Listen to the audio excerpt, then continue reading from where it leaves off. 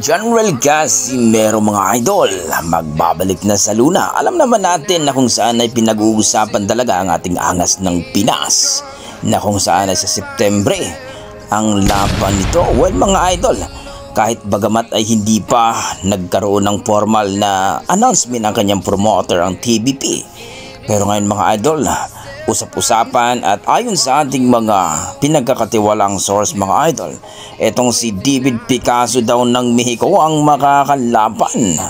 Ito ay title eliminator bout daw ito mga idol sa WBC Super Bantamweight Division. Well mga idol, good news nga ito sa ating pambato na si Alas. Well mga idol, kung manalo ang ating pambato dito ay sigurado na ay magiging number 1 ito at pwede na lalaban sa championship.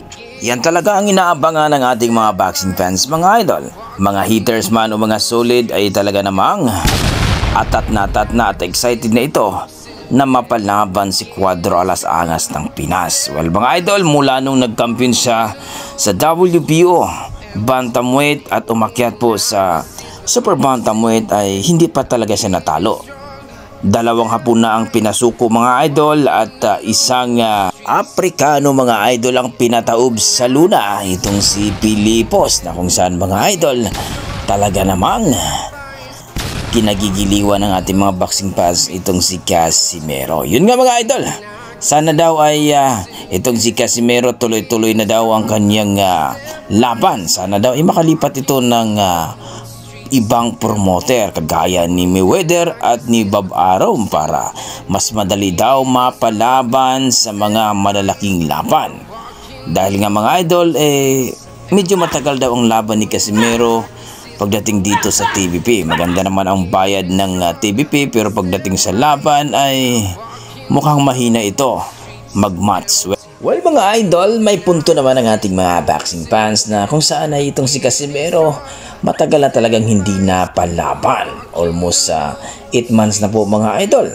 At dito nga, kung totoo at mangyari ang laban ni Picasso at ni Casimero ngayong Setyembre, sana magtuloy-tuloy na mga idol para tuloy-tuloy rin itong si Casimero dito sa TBP sa kanyang promoter.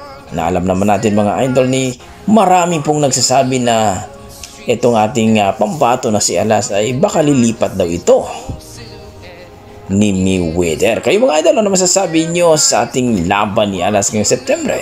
Kaya pa ba ni Alas na pabagsakin itong si Picasso na isang Mexicano na number 1 ito sa WBC sa ranking mga idol?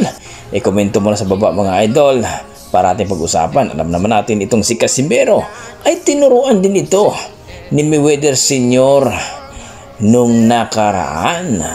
Hanggang dito na mga idol, maraming salamat. Hanggang sa muling pagkikita mga idol. Paalam.